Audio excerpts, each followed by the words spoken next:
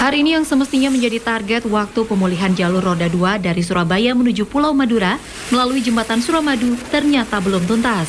Ini membuat para pengguna sepeda motor terpaksa masih menggunakan jalur roda 4. Molornya pemulihan jembatan Suramadu ini lantaran beberapa hal.